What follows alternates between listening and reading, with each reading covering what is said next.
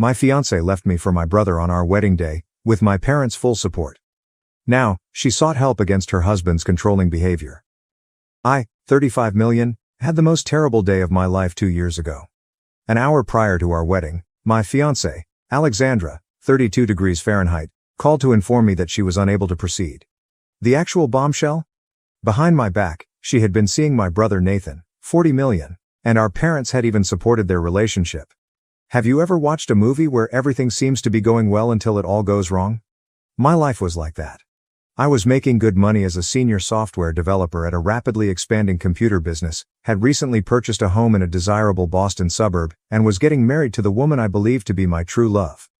Over the course of 5 years, Alex and I had planned our future, built a life together, and I thought we were in agreement on everything. Alex was a marketing executive representing her company when I first met her at a tech convention. She was intelligent, driven, and had a knack of making every space she entered seem brighter. Our mutual passion for independent video games and esoteric science fiction films made us click right away. We conversed for 6 hours on our first date, until the restaurant staff essentially had to eject us. In retrospect, I can see all the red flags I ignored because I was so enamored with her. Her treatment of service staff ought to have been the first warning sign. On the surface, she was always courteous, but her tone was tinged with contempt. Then there were the smaller lies, which were initially little ones, such as claiming to be out with friends when she was actually working late. She had an amazing capacity to make everything about her needs, never apologized when she damaged my feelings, and persisted on getting what she wanted. However, I dismissed it all by reminding myself that relationships necessitate compromise and that no one is flawless. My family's dynamics ought to have been an additional red flag. I work as an IT professional and I'm doing okay, nothing great. In contrast, my brother Nathan is the perfect child who is incapable of doing anything wrong. He is a successful businessman who, after graduating from college, founded his own IT company, which by his early 30s had grown to be worth millions of dollars. Why can't you be more like Nathan? Or, Nathan would have done it this way, were common refrains when I was growing up. My parents, who are both in their 60s, never attempted to conceal their partiality. I recall a Christmas when I was 15 years old. My parents' old coffee machine was breaking, so I spent the entire year saving money to get them a really excellent one. After arriving late for Christmas dinner, Nathan gave them an envelope and declared that he had purchased a cruise for them. They spent the remainder of the evening savoring cruise brochures while my meticulously wrapped coffee machine sat forgotten beneath the tree. That was only one of many examples. Every move I made was questioned because it wasn't what Nathan would have done, and every accomplishment I made was evaluated against his success. I should have seen Alex's eyes light up when Nathan told her about his business endeavors when I first introduced her to my family. I should have seen how she progressively began to get closer to him during family get-togethers and how their discussions seemed to become more in-depth and personal. However, I was too preoccupied with organizing the wedding and envisioning our future together to notice it. Like all previous important days, the wedding day began as usual. I felt both anxious and eager. Alex had fallen in love with the gorgeous vineyard location we had selected, which was outside the city and offered a breathtaking view of the mountains. The flowers, the music, and the meticulously prepared meal that had taken months to perfect were all ready. My phone rang that morning while I was standing in my hotel room, fiddling with my tie for the 100th time. Alex informed me she couldn't marry me in a chilly, almost clinical voice. Then the actual bombshell arrived. Nathan was her genuine love. She sounded no apologies. She merely stated that she needed to follow her intuition. As she described how she and Nathan had been dating for months, I stood there with my hands shaking so much that I could not hold the phone. She hoped that one day I would comprehend that they had attempted, but were unable, to fight their emotions. The worst part is that I found out my folks already knew when I arrived at the location to handle the repercussions. That morning, Nathan had informed them. They were too busy attempting to manage the situation, to spare me disgrace to warn me. With the bold suggestion that perhaps it was best, my mother Catherine, 62 degrees Fahrenheit, said, "You wouldn't want to marry someone who doesn't love you." My father simply nodded, more concerned with the opinions of their golf club acquaintances than with his son's struggles. The hours that followed were a haze of cancelled merchants, perplexed patrons, and pitying glances. While I sat in a back room, still wearing my wedding suit, trying to comprehend how my entire life had fallen apart in one morning, my best man attempted to take care of the practical details. My parents informed me that there had been an unfortunate situation, and the wedding had been cancelled after some guests had already come, all dressed to the nines. I didn't realize the full scope of their betrayal until months later. I learned that my parents had actively pushed Alex to leave me for Nathan through a mutual acquaintance. They had assured her that she would have a better life with Nathan and that she was too good for me, promising to provide for her financially if she decided to choose him over me. For months, they had been planning this behind my back while grinning at me and assisting with the wedding preparations. The buddy shared with me text conversations in which my mother set up accidental meetings between Nathan and Alex, giving them chances to hang out. Alex had been informed by my mother that Nathan had always harbored feelings for her and that they would be a better fit. Knowing how significant Alex's career goals were, my parents even offered to help her launch her own marketing consultancy if she decided to go with Nathan. I walked away from everything that day. I moved to a distant state, quit my job, and stopped communicating with my family. I updated my email, my phone number, everything. I couldn't bear to live in the house I had purchased with all the memories, so I let the bank foreclose on it. The awkward interactions with mutual acquaintances who were at a loss for words and the pitying glances from coworkers who had been invited to the wedding were too much for me to bear. My therapist, whom I began seeing to cope with the trauma of it all, was the only one I continued to communicate with. She assisted me in realizing that what I had gone through was a significant betrayal by everyone who was meant to love and care for me, not just a failed relationship. We unraveled how my parents' partiality had influenced my relationships and sense of self as we worked through the years of family dynamics that had brought us to this place. Although they haven't been easy, the last 2 years have been essential. I rented a modest apartment in a peaceful area, got a new job at another computer business in Denver, and began gradually re-establishing my life. Through a local hiking group, I gained new friends who welcomed me for who I am now and didn't know anything about my background. I began meditation, worked on my mental health, and discovered how to be content on my own. I even hesitantly resumed dating. Just casual dinners and coffee meetings, nothing serious. Every date made it clearer to me that Alex's behavior and the toxic relationships in my family were more important than my personal value. I discovered how to follow my gut and recognize warning signs in others rather than justifying them. I poured myself into new tasks at work, which led to a promotion and the appreciation of my coworkers. For the first time in my life, Nathan's accomplishments were not being used to gauge my own. I could just produce my best job and be myself, and that would be plenty. My newfound acquaintances appreciated me for who I am, not for what they believed I ought to be. I believed that chapter of my life was finally over. I had a good group of friends, was doing well at work, and was even considering purchasing a home once more.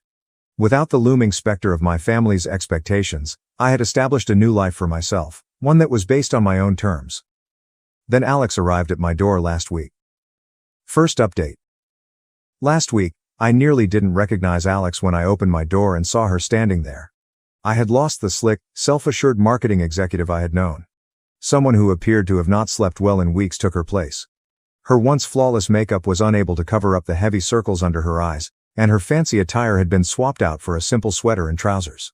When I allowed her in, she was trembling, not from the chilly Denver night, but from what I soon discovered to be ongoing anxiety.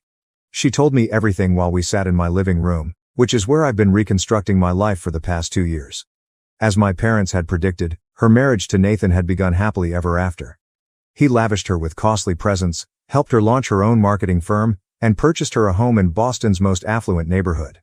However, the dream soon became a nightmare. It turns out that underneath his endearing facade, Nathan is precisely who I always believed him to be. Everyone's favorite wealthy, charismatic businessman is a skilled manipulator. Alex talked about how he gradually took over every part of her life behind closed doors. It started out with suggestions on her business choices. Demands concerning who she could collaborate with followed. He eventually took a seat on the board of her business and was given the last word on all contracts. She described the gaslighting to me, including how he would move items around their home and claim she was responsible, how he would contradict their conversations from a few hours prior, and how he would tell their acquaintances she was losing her mind anytime she attempted to confront him. The worst thing? Everything was made possible by our parents, particularly our mother Catherine. Alex wiped away her tears and remarked, "Your mom tells me I'm lucky to have Nathan and that I need to try harder to make him happy." "That's just how successful men protect their interests," she responded when I informed her about his threat to steal everything if I left. Hearing about their son, my nephew, who is now entangled in all of this, was more heartbreaking than Alex's tragedy.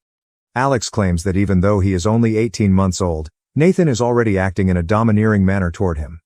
Nathan has very stringent restrictions regarding everything, including the baby's playthings, colors, and when he can sleep. If the infant cries during his crucial calls, he becomes irate and accuses Alex of not managing him properly. She started crying when I brought up the subject of a potential divorce. Nathan has stated unequivocally that he will ruin her if she leaves. He has the resources, the contacts, and, above all, the backing of our parents. He has vowed to deny her custody of their son, force her to pay for her legal bills, and make sure she never again works in marketing. She came to me for that reason. To testify in court, she needs someone who is aware of the reality about our family, someone who can discuss Nathan's actual character, the pattern of deception, and the enabling actions of our parents. She believes that my evidence could support her cause, particularly with relation to custody. No, I replied. I didn't argue or yell. I simply informed her that I couldn't assist. I'll probably never forget the expression on her face. The difficulty is that I've learned in therapy for the past 2 years that I'm not in charge of solving other people's problems. I put a lot of effort into setting limits and removing my family's poisonous influence from my life. My phone was overflowing with texts the following day. News of Alex's visit had somehow spread. Suddenly, I had a lot to say from people I had not spoken to since the wedding fiasco. They referred to me as cowardly, selfish, and uncaring. A particularly nasty note about how I was proving my family right, that I was too weak and self-centered to step up when it mattered, was emailed to me by Alex's former maid of honor. The level of hypocrisy is astounding. 2 years ago, none of these folks defended me. When I was the one in pain, none of them gave assistance or pointed out the manipulation by my family. They now ask me to put my painstakingly reconstructed life and mental health at danger in order to support the woman who deceived me. One message struck especially hard. Your nephew, an innocent child, is involved, a mutual friend wrote. Alex doesn't deserve to suffer for everything he did to you. And that's the reason I can't sleep at night. That young guy is on my mind all the time. Being born into this chaos was not anything he requested. None of this was his choice. Alex is growing up in a home that might leave him permanently scarred if what he says is accurate, which I think is based on my experience with Nathan. I understand what it's like to be raised in Nathan's shadow. Will things go worse for his son? However, becoming involved would require me to reintegrate with my family. It would entail dealing with Nathan once more, enduring the manipulation of our parents, and possibly being the object of my brother's retaliation. I might lose everything I've worked so hard to build over the last 2 years. I am therefore at a crossroads. Do I uphold the limits I've worked so hard to create, putting my stability and mental health first? Or should I put everything on the line to save a defenseless child from the same toxic family dynamics that harmed me? To be honest, I have no idea what to do. My therapist advises me to carefully consider what I can contribute in a practical way without endangering my own health. However, every time I attempt to reason with it, I see the image of that young boy. I need your opinion, Reddit. Am I being self-centered by not offering assistance? Or should I defend the tranquility I've at last discovered? What exactly would it look like to assist my nephew without getting sucked into the family conflict again? Second update. A week has passed since my last report, and things have become worse in unexpected ways. My family seems desperate to pull me back into their insanity, even though I hoped that ignoring everything would make it go away. Nathan sent me an email yesterday morning. My stomach dropped when I saw his name in my email. It was a brief but menacing message. I've heard that our ex-fiancée came to you in tears. If you know what's best for you, stay out of family affairs. It's been 2 years since you were involved. Don't change anything. For a long time, I stared at those words, feeling a mixture of sorrow and, shockingly, fury. The ostensibly wealthy and successful brother is threatening his own sibling because he fears losing power. If it weren't so depressing, the irony would be funny. However, Nathan wasn't the only one who chose to end the 2-year silence. I was at work when our mother, Catherine, called. Some part of me still freezes when I see Mom on my caller ID, even if I should have ignored it. The same tone Mother used to try to control me as a child, her voice sounded sickly sweet. Without even saying hello, she began. Sweetheart, I know Alex came to see you. You must realize that although she is going through a tough moment, it does not imply that she is thinking rationally. Nathan is making every effort to be a decent father and spouse. She changed her strategy when I didn't answer. Your brother's company is currently at a pivotal moment. Everything he's built might be destroyed by this divorce foolishness. He deserves better from his own brother, don't you think? I was able to find my voice at last. As if I were entitled to better treatment from my own family. There was an overwhelming quiet on the other end. The guilt trip followed. What's best for both of our guys has always been our goal.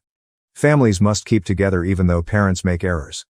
At this moment, Nathan needs you to be the bigger person. I ended the call. My phone began to vibrate with texts from members of my extended family a few minutes later. Catherine had apparently rallied the whole family. After the wedding fiasco, my aunts, uncles and cousins, people who hadn't bothered to check on me, became quite worried about family unity. A cousin wrote, "Neither of your parents is growing any younger. Do you want them to worry about raising their grandchild in a dysfunctional household for the rest of their lives?" Another message was sent. "True men don't harbor resentment. Be the larger person." My father's sister sent me the most vexing message. "Although your brother erred, he granted Alex all of her wishes. You're supporting her conduct, and she's just being ungrateful. It's amazing how they've created this story in which I'm the bad guy for not supporting their idealized family image. They will disregard any proof of Nathan's abusive behavior because they are so committed to his image as the successful son." Then, something that truly shocked me occurred tonight. Nathan was contacted by a former coworker who still works with him. He claimed to have seen several unsettling things happen at work, including Nathan hurling explosive outbursts at staff members, threatening them covertly, and falsifying financial records. He claims that a number of workers have left because of the poisonous workplace, but Nathan's attorneys have them bound by non-disclosure agreements. According to this coworker, if I assisted Alex, perhaps others might be more inclined to speak up about Nathan's actions. He did, however, caution me that Nathan had been asking me questions about my new life in Denver, such as my address and place of employment. The danger is obvious. Nathan will target my new life if I assist Alex. He has the means to seriously challenge me on a personal and professional level.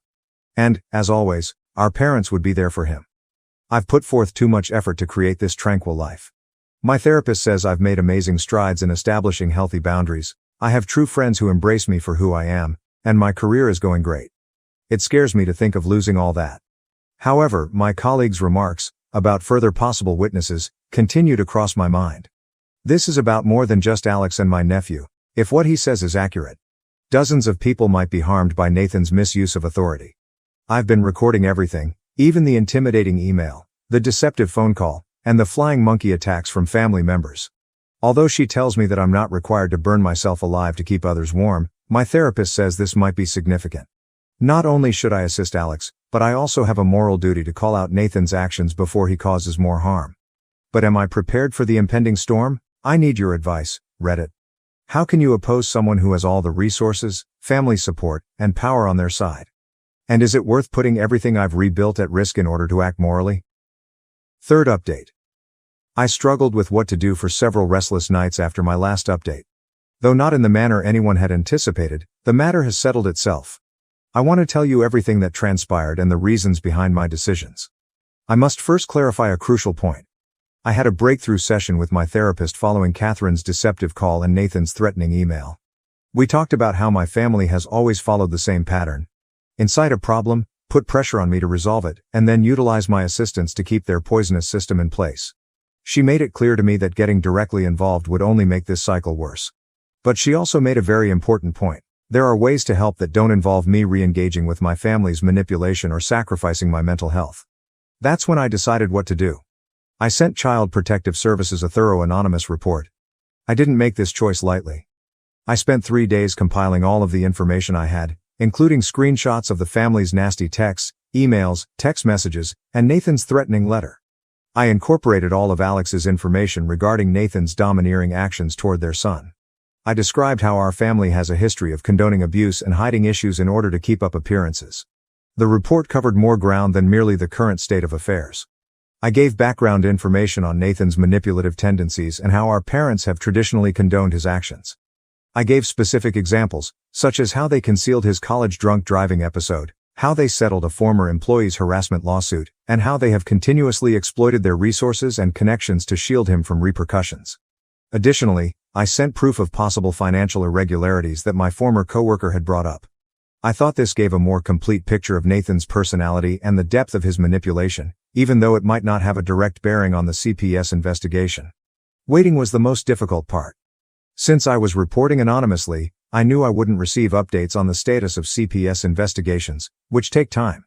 However, I had at least taken a step that would benefit my nephew while still respecting my personal boundaries. Then things began to move more quickly than I had anticipated. Nathan sent me a flurry of angry messages 3 days after I submitted the report. His emails become more and more erratic. You think you can hide behind anonymity? I know it was you. You've just made the biggest mistake of your life. I'll make sure you never work in tech again. You think you're safe in Denver? Watch your back. You're dead to this family.